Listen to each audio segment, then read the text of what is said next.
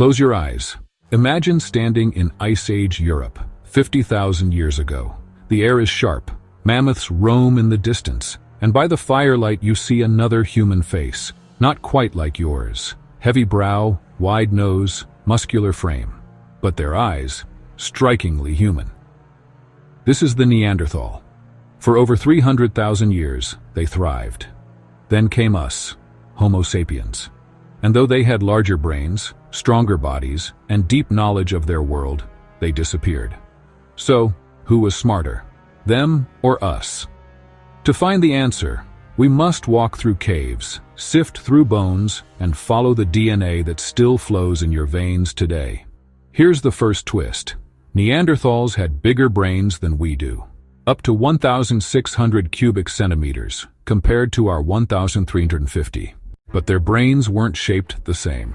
Their skulls were elongated, suggesting more power for vision and movement. Homo sapiens, on the other hand, evolved more rounded skulls, with expanded frontal lobes.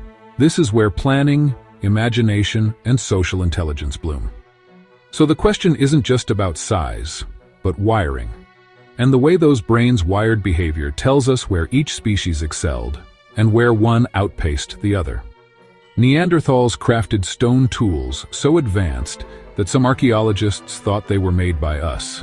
They created Levallois flakes, blades shaped with precision, and birch tar glue, one of the earliest chemical inventions in history.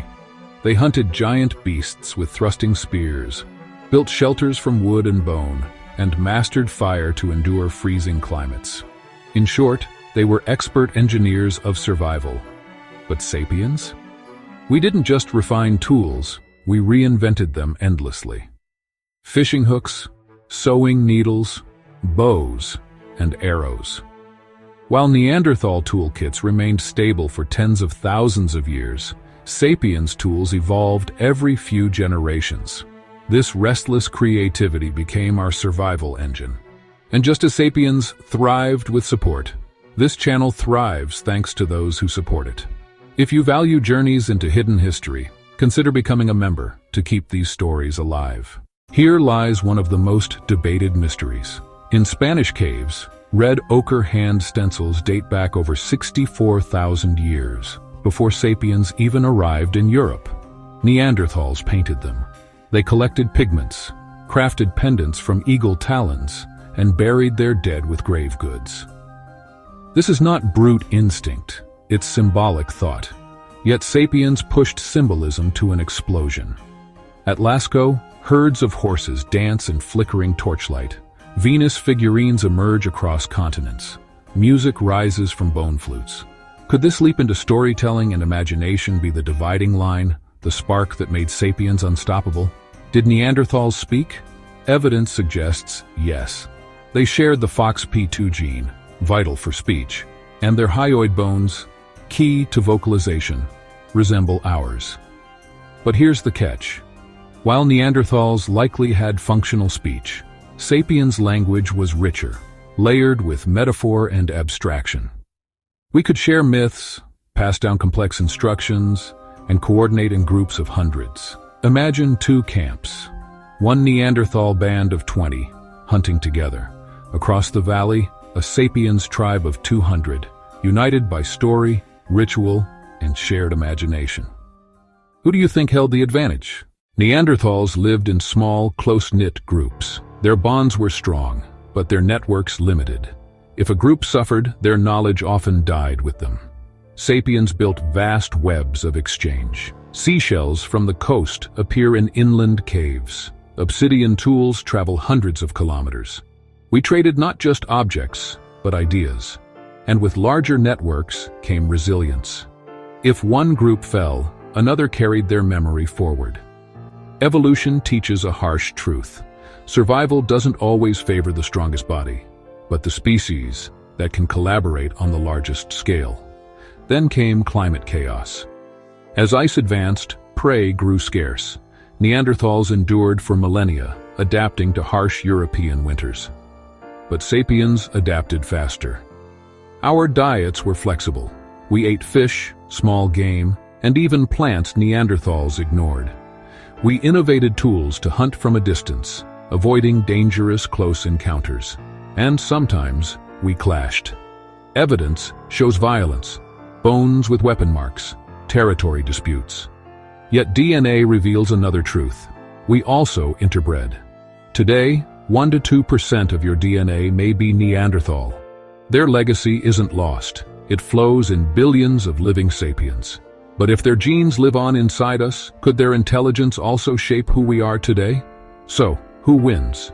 Neanderthals were brilliant survivalists. Their tools and endurance sustained them for 300,000 years, far longer than sapiens have existed so far. Their intelligence was practical, precise, and adapted to Ice Age Europe. Sapiens, on the other hand, were innovators, storytellers, gamblers of the mind. We thrived by imagining what didn't yet exist and convincing others to follow. Smarter? It depends on how you define smart. For solving immediate problems, Neanderthals rivaled us. For reshaping the future, sapiens had the edge. What do we learn from this duel of minds? Neanderthals remind us of resilience, community, and craftsmanship. Sapiens remind us of adaptability, imagination, and the power of shared myth. But here's the haunting thought. Neanderthals survived 3 times longer than we've existed. If smart means long-term survival, then perhaps they were the wiser species. And yet, here we are, in a world built by sapiens. So the deeper question is not who was smarter, but whether we are smart enough to survive the challenges still ahead. Picture it. 2 species staring into the same fire, separated only by subtle shifts of the mind. One vanished. The other built cities, satellites, and nuclear weapons. But their disappearance doesn't make them lesser. It makes them a mirror. They show us that intelligence isn't just brain size or even skill. It's adaptability, imagination, and sometimes sheer luck. So when you ask, who was smarter? Remember, the Neanderthal still whispers in your DNA, reminding you that being human has never meant just one way of thinking. This isn't just their story, it's ours.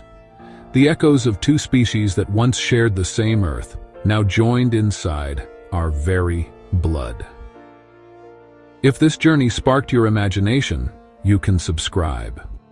Less than 1% ever do, but your support keeps these hidden stories alive. Because just like the Neanderthals, voices can vanish unless we choose to keep them alive.